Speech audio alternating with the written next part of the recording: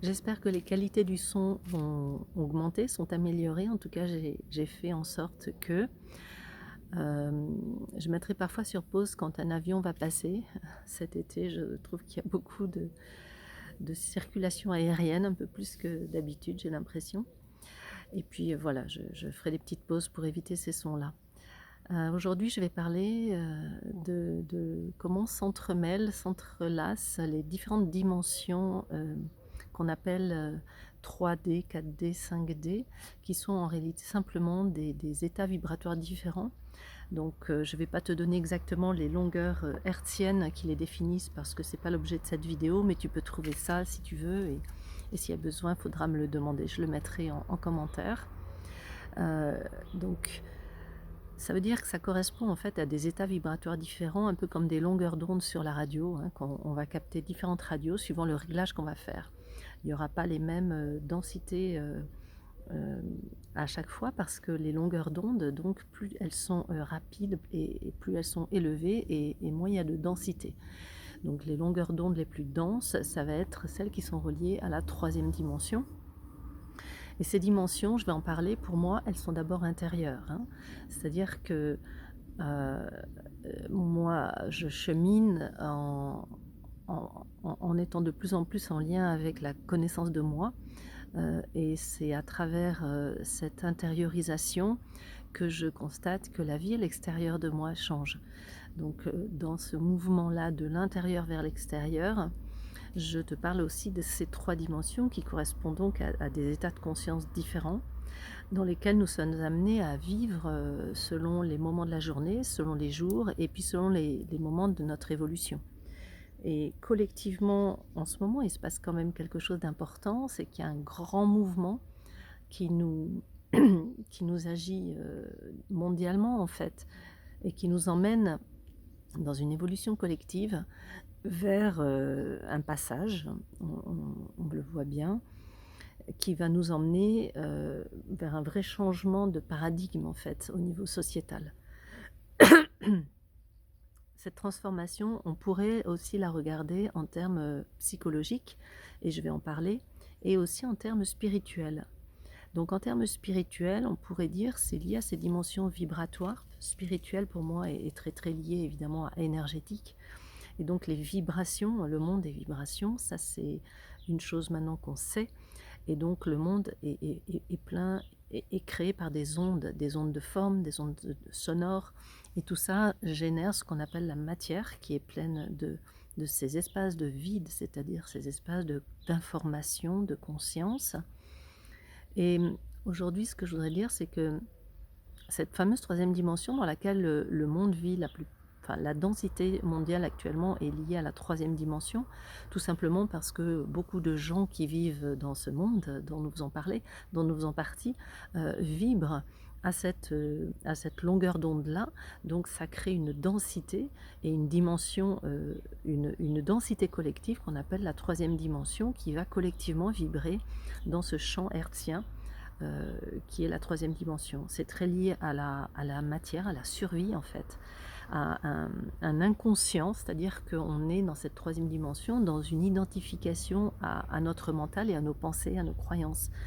Dans cette dimension-là, on croit qu'on est ce qu'on pense, on croit qu'on est du verbe être, hein, ce qu'on croit, et on pense même que ce sont nos propres pensées, nos propres croyances, on est totalement identifié à ça, et on croit au hasard d'ailleurs, puisque tout est à l'extérieur de nous, tout le pouvoir de notre vie est remis à l'extérieur, donc on cherche aussi à trouver des coupables à l'extérieur, on cherche toujours la responsabilité de l'autre par rapport à ce que l'on vit. Il y a vraiment une base qui est l'extérieur est responsable de ce que je vis moi à l'intérieur. Et puis dans cette dimension aussi, on cherche à grandir sur le plan matériel. Alors on veut embellir, on veut s'enrichir de biens matériels, et on se sent aussi séparés les uns des autres. Donc les différences sont l'objet de séparation et pas au contraire d'enrichissement. Elles sont l'objet de toujours plus de distanciation et de rejet. Et puis on se sent aussi séparé du reste de l'univers, de l'énergie de la vie, etc. C'est tout le monde donc de l'identification au mental, à l'ego, à la matière, de la séparation et le monde en fait de la loi du talion, c'est-à-dire ce qui va prédominer, c'est la loi de l'ego mental, la loi du plus fort, domination, soumission. Et donc, au fond, les émotions qui vont prédominer, ça va être la peur, notamment, et toutes les émotions de rejet, d'abandon, les blessures qu'on connaît, d'humiliation, d'injustice, de trahison, d'impuissance, de culpabilité. Voilà. Et on va sans cesse être en train de blâmer, de se plaindre de l'extérieur en pensant que c'est la responsabilité de la malchance ou du malheur ou de la souffrance qu'on vit à l'intérieur de nous. Et en remettant ce pouvoir sans cesse à l'extérieur, on se pose en victime forcément et on génère que le monde est un tyran ou un bourreau pour soi. Et on le justifie par ce qui se passe effectivement à l'extérieur. Donc on tourne en rond dans cette croyance et on génère du coup, ou on augmente et puis on alimente tout ce régime de souffrance. Ça, c'est la troisième dimension. Et puis, au bout d'un moment, ben, il y en a pas mal d'entre nous qui commencent à se poser des questions et qui commencent à observer en fait un phénomène, par exemple, qui est que les pensées ne sont pas forcément mes pensées. Les pensées, c'est peut-être quelque chose qui appartient à une masse. Et je commence à me désidentifier de mes pensées, je commence à me désidentifier de ce que j'appellerais l'ego, c'est-à-dire un espèce de conditionnement intérieur qui fait des choses répétitives dans ma vie. Et je commence à me dire, tiens, mais c'est bizarre, c'est peut-être pas moi. Et ce moi que j'appelle moi, ça me limite peut-être pas à ce que je suis vraiment, peut-être que ça ne me définit pas.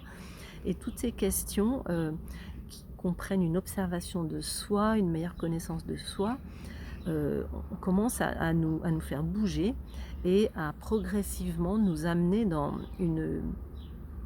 beaucoup de questionnements et de compréhension qu'on a plus vaste, plus large que ce qu'on croyait être le réel en fait. On va commencer à se décoller un peu, à mettre en distanciation comme ça et à découvrir qu'on a aussi des mémoires qui nous agissent et des mémoires qui sont même transgénérationnelles, transpersonnelles, collectives, qui nous appartiennent pas forcément. Et là, ça nous permet déjà de commencer à comprendre certaines choses et à continuer à toujours plus se décoller de ce qui est en train d'être agi intérieurement, ce qu'on appellera le moi, et peut-être une conscience qui peut observer ça. Et puis de plus en plus, on va être un peu interpellé par ce qu'on appelait le hasard avant et qu'on va peut-être plus appeler le hasard. On va peut-être se dire, tiens, il y a comme une coïncidence, tiens, il y a peut-être quelque chose qui est relié à ce que je vis à l'intérieur et qui se passe à l'extérieur de moi. Et petit à petit, on va apprendre à reconnaître comme ça qu'il y a un lien entre ma vie intérieure et la vie à l'extérieur et que mon rapport aux choses va commencer à être assez déterminant sur ce que je vis et qu'il y aura un petit peu moins de sensation d'être complètement dépendant de ce qui se passe autour, des circonstances de la vie. Et on va aussi laisser émerger toutes ces mémoires intérieures qui nous conditionnent et remarquer que ces mémoires d'enfants blessés, ces blessures émotionnelles, ces émotions appartiennent à un espace intérieur qui n'est pas toute notre personne et ce que souvent je nomme l'enfant blessé intérieur.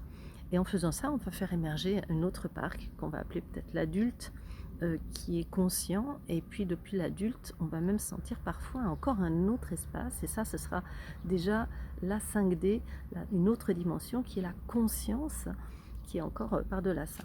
Et dans cette quatrième dimension, en fait, on commence à observer qu'on a des blessures. Et là, on touche ces émotions et on va toucher des émotions qui ne sont plus de type injustice, colère ou trahison, mais qui sont plus de type tristesse profonde, peut-être même désespérance. C'est le passage qui va toucher et quelque chose qu'on pourrait appeler après la nuit noire de l'âme, c'est-à-dire il y a comme des manques qui vont vraiment se faire sentir, des vrais trous intérieurs, des vrais creux, des vrais espaces de vide, de désamour et de perte de sens aussi. Parce que l'ego se déconstruit et on commence à perdre des repères extérieurs qui étaient illusoires. Et du coup, on se retrouve un peu à nu avec cet espace de manque intérieur. Donc c'est un espace aussi où notre système de défense, en fait, commence à s'effondrer, qui est donc l'ego, hein, ce système de défense, et on accède à cette profondeur du manque. Et c'est là où je dis souvent l'émotion de la tristesse est une émotion profonde, très très profonde, qui nous fait accéder à cette grande réalité de notre humanité blessée en manque d'amour. Et c'est un moment, donc, dans cette quatrième dimension, où toutes les blessures profondément psychiques, en fait, personnelles et transpersonnelles, va nous ouvrir le cœur. Voilà. Et profondément, cette tristesse va nous amener à l'ouverture de notre cœur, à un début, en tout cas, d'ouverture du cœur. Et on va commencer à pouvoir, à partir de là, guérir. Guérir, c'est-à-dire combler ses manques à partir d'un espace en nous qu'on va appeler le soi, qui est à la fois, pour l'instant encore indifférencié entre l'adulte mature, sage, rationnel, et puis déjà plus profond encore, la conscience qui par la porte du soi va pouvoir entrer. Et à ce moment-là, on commence vraiment un mouvement de guérison intérieure. Donc on a compris que c'est plutôt dans notre vie intérieure que se crée ce qui va être notre vie à l'extérieur, et on cesse aussi de trop rentrer dans la plainte. Mais par contre, cette quatrième dimension, elle n'est pas stable, c'est vraiment un passage en fait entre la 3 et la 5, c'est-à-dire entre ces espaces vibratoires de densité de la 3 et ces espaces vibratoires de légèreté, parce que c'est l'amour-conscience, la 5. Et donc, entre les deux, le 4, c'est un passage qui n'est pas confortable parce qu'il est très instable. Et c'est pour ça que cette nuit noire de l'âme, quand elle se met à cet endroit-là, elle va nous emmener dans des hauts et des bas. Et on va alterner en fait entre des moments de replonger dans le sommeil de l'inconscience de la 3D et d'être manipulé par nos schémas, nos conditionnements, etc. Et les souffrances qui vont avec. Et puis des moments de réveil à soi, où on va tout d'un coup avoir le recul, ressentir à nouveau tout cet allègement, cette ouverture du cœur, et ce passage d'une dimension à l'autre, en alternance, bon, il est inconfortable, mais petit à petit, il va faire un glissement vers la 5e dimension. Et ça va glisser de façon... alors il y a une notion de temps, mais même s'il y a des passages très clairs entre chaque dimension, la 4e dimension, c'est quand même un glissement. Et à chaque fois, on ressent pourtant très clairement, quand on retombe dans quelque chose de la densité de la 3e dimension et de tout son lot de souffrance, et qu'on se sent piégé en fait par ces automatismes, et d'autres moments où on va tout d'un coup comme s'élever ou s'ouvrir ou se dégager, se désengluer et s'ouvrir à des espaces qu'on appelle du cœur, qui sont très vastes, et où on n'est plus du tout emprisonné dans l'ego. Donc cette 4e dimension, qui est comme un glissement qui peut prendre un certain temps avec ses allers-retours, etc., elle va être par moments très très parasitée par notre réflexion, qui va être elle-même très parasitée par le mental, qui va essayer quand même de se glisser dans nos pensées, dans nos réflexions, et de reprendre en fait le contrôle, parce que donc le mental, c'est un espace intérieur qui est dans la peur. Et la peur principale, c'est quand même la peur de mourir, c'est-à-dire de perdre, de disparaître. Mais ça va se jouer dans, par exemple, j'ai peur de perdre ma maison, j'ai peur de perdre quelqu'un, j'ai peur de perdre un travail, j'ai peur de perdre un objet, une voiture, un confort.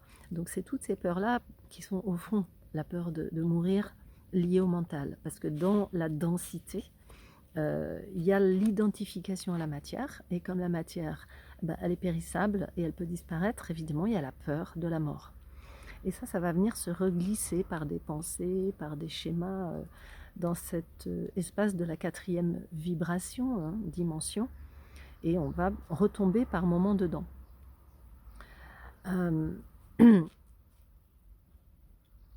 Petit à petit, en fait, il y a quelque chose qui se passe, c'est qu'on ressent de mieux en mieux l'espace de la 3e dimension dense, matérialiste, qui est dans la peur, et quand on n'y est pas. Et c'est ce glissement-là qui va encourager, en fait, à continuer le chemin de connaissance de soi. Et à cet endroit-là, il y a vraiment à muscler cette aptitude à convoquer cet adulte intérieur qui par son côté rationnel va se distancier des émotions, qui va pouvoir aller chercher le meilleur de lui, sa bienveillance pour répondre aux besoins du petit moi qui est la troisième dimension en nous, qui est la blessure en fait, le manque d'amour, le manque de... Alors on a à cet endroit-là des blessures profondes et primordiales, archaïques, hein, tous, qui sont le rejet, l'abandon, avec ces notions d'injustice, de trahison, d'humiliation.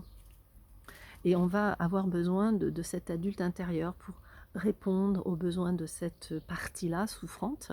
Et c'est vraiment un endroit de guérison psychologique, psychique, générationnelle, transgénérationnelle, transpersonnelle, très important. Et là, je reprends une phrase que j'aime beaucoup de Jung qui dit tu sais, tu deviens pas lumineux en regardant la lumière. Tu deviens lumineux en apprenant à traverser tes ombres, tes ténèbres intérieures.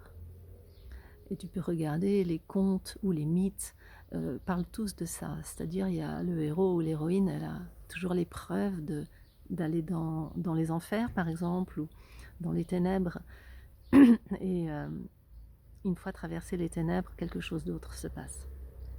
Et je dirais que la quatrième dimension correspond un petit peu à ça. Il y a cet endroit de descendre à l'intérieur de toi et regarde, traverse, ressent, passe à travers toutes ces souffrances avec ton soi, c'est-à-dire avec ta partie adulte, sa partie courageuse, déterminée, ta partie qui est inspirée, qui sait quelque chose et qui ressent cette bonté de pouvoir donner, prendre soin en fait. C'est en psychologie, on dirait un moment de reparentalisation de ce petit moi intérieur en demande et en quête d'amour en fait. Donc cette guérison psychologique, elle est indispensable parce que sinon on ne traverse pas réellement la dimension du passage et on est dans l'illusion, on reste dans la 3D, dans un ego spirituel qui est une illusion d'un monde qu'on se crée mentalement de la cinquième dimension, de la cinquième dimension, mais on n'est pas réellement dans le vécu de ça. Et donc, de cette quatrième dimension, on va glisser tranquillement vers la cinquième dimension parce que des brèches vont petit à petit vraiment s'ouvrir et laisser la lumière entrer en fait. Et qu'est-ce qui se passe? C'est que le cœur s'ouvre. Mon cœur, il s'ouvre parce que j'ai connecté cette profonde détresse intérieure et j'y ai été sensible. J'ai plus été dans la défensive, j'ai pu être touchée courageusement, j'ai pu sentir la détresse, la peur, la tristesse de l'enfant intérieur, toute cette vulnérabilité. Et je l'ai touché depuis mon soi, depuis mon adulte intérieur qui est venu câliner, qui est venu prendre soin, qui est venu répondre aux besoins. Voilà. Et là, j'entre petit à petit dans une autre dimension où le mental va se taire. Petit à petit, le mental va devenir beaucoup moins puissant parce que plus je réponds à ces blessures par de la tendresse, de l'amour, de l'attention, même plus le mental, en fait, qui est lié à l'ego et donc à la peur et à la souffrance, va se calmer. Naturellement, il va se calmer et petit à petit, le mental et l'ego vont s'aligner sur le cœur. Et en fait, l'entrée dans cette dimension d'amour, de conscience aimante, qui est la cinquième dimension, c'est la dimension où le cœur s'ouvre.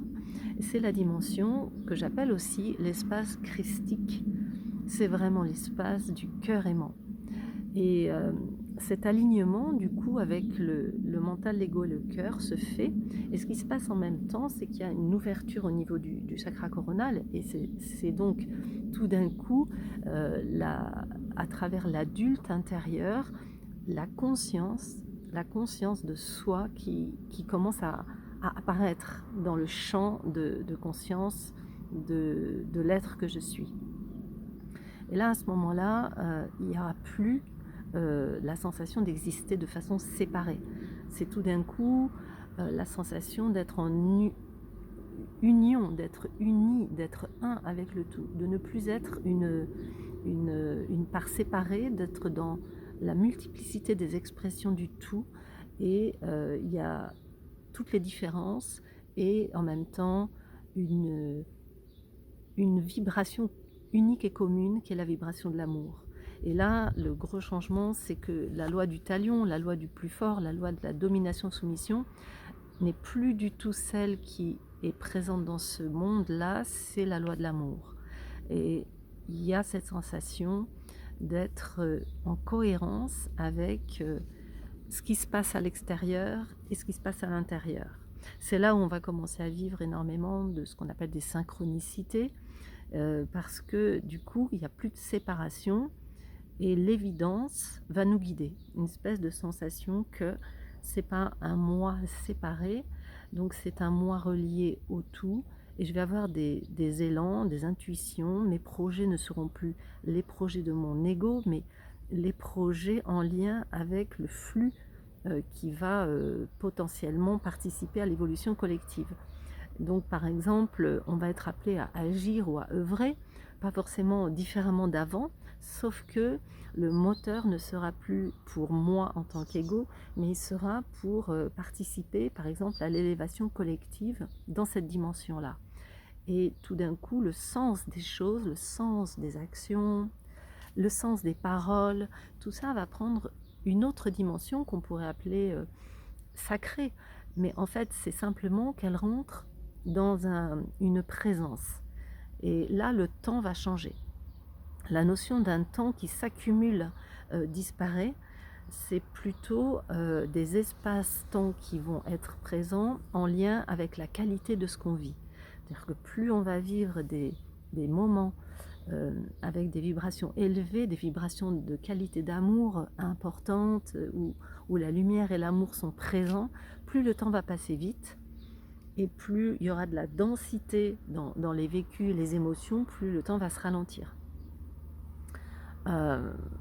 Donc on va toujours agir dans la matière parce que ça, évidemment, c'est le but de la vie terrestre. C'est vraiment que l'expérience de la lumière, amour, conscience vienne imprégner la chair humaine et toute la matière et la création qu'on peut avoir dans ce monde magnifique. Mais on ne sera pas à l'œuvre dans la matière pour la matière. On sera à l'œuvre en tant qu'énergie créatrice aimante qui vient illuminer et jouer et participer à la création dans la matière. Tout ce qu'on va faire ne proviendra pas du coup d'un soi qui se sent séparé, mais proviendra d'un mouvement d'amour qui est le soi, qui est la conscience aimante, et qui va être au service du collectif en fait, à travers des choses qui resteront toujours individuelles, mais le moteur ne sera plus simplement l'ego comme dans la troisième dimension. Du coup, il y aura une vision, comment dire, qui va donner beaucoup de confiance. C'est-à-dire que comme l'extérieur ne nous donne plus l'illusion d'être séparé de nous, on va être constamment relié au flux de la vie et on sera dans la confiance. Et on sera même étonné de penser qu'un jour on n'a pas eu confiance. Ce qui était le cas dans la 3D puisqu'on se sentait tout le temps séparé. Donc c'est pas une confiance qui va grandir au fur et à mesure que l'ego se sécurise et tout ça, c'est une confiance qui est là comme quelque chose d'évident puisqu'il n'y a pas de séparation entre l'extérieur et l'intérieur et parce qu'en fait il n'y a plus la peur de la mort. Puisqu'il n'y a plus la peur de perdre, puisqu'il n'y a plus la sensation que je suis séparée des choses, des gens, de l'énergie. L'argent, par exemple, est vécu vraiment comme une énergie qui circule et qui permet à finalement un flux d'amour, énergie, de générer de l'abondance à l'intérieur en traversant chaque espace. Eh bien, il n'y a plus la notion de pouvoir en être séparé. Donc cette notion liée au manque et à la peur de la mort disparaît en fait. Qu'est-ce que je pourrais dire encore de cette dimension? C'est que en fait, comme je redisais, elle est intérieure. Et pourtant, elle change réellement le monde à l'extérieur. C'est-à-dire que oui, il y a effectivement par exemple des relations qui changent parce qu'on ne va plus attirer peut-être les mêmes personnes, nos mots ne vont plus être les mêmes parfois et même plus remplis de la même énergie, nos gestes, nos paroles, nos actions seront peut-être différents au niveau du sens qu'ils portent et donc il se peut que l'environnement change et ce qui va réellement changer, c'est notre façon d'accueillir les événements. Et comme on sait que c'est l'accueil des événements qui génère la souffrance, un accueil qui va être dans le rejet par exemple ou dans la réaction, quand on n'est plus du tout dans le rejet, la réaction et dans la défensive, l'accueil des événements fait qu'il y a une fluidité et en fait ça change complètement notre vie et donc notre monde, notre façon de vivre le monde. Et c'est pour ça qu'on peut dire qu'à partir de là, on, on vit dans des mondes très différents et c'est comme si la cinquième dimension est un monde qui englobe en fait un autre monde qu'on vit comme un peu une prison, hein, comme un enfermement qui serait la troisième dimension et qu'on s'aperçoit qu'il y a des personnes qui sont vraiment enfermées dans cette dimension et puis d'autres qui vont être justement dans le passage entre les deux et puis d'autres qui sont complètement épanouies dans la cinquième dimension. Et c'est comme quelque chose qui se superpose en fait, qui s'interpénètre. Donc voilà ce que j'avais envie de dire aujourd'hui. Le lien entre la psychologie et la spiritualité, ben, je crois que j'en ai parlé. C'est-à-dire que les deux sont absolument entremêlés. Notre spiritualité vient se poser, s'incarner, s'infiltrer dans notre humanité et vient du coup, comment c'est comme la lumière qui vient pénétrer l'ombre pour clarifier, fluidifier, décristalliser toutes ces agglomérats de croyances en fait, puisque c'est vraiment là que se situe le travail, c'est de pénétrer ces croyances du haut du soi conscient pour permettre à toutes les cristallisations de souffrance de se dissoudre sous la lumière de l'amour. Donc voilà, je te souhaite une très très belle journée et j'espère que cette vidéo t'aura apporté quelque chose. Voilà, je ne te connais pas, mais j'ai à cœur vraiment de partager ce que je vis, ce que je découvre et j'espère que ça te sera utile. À bientôt.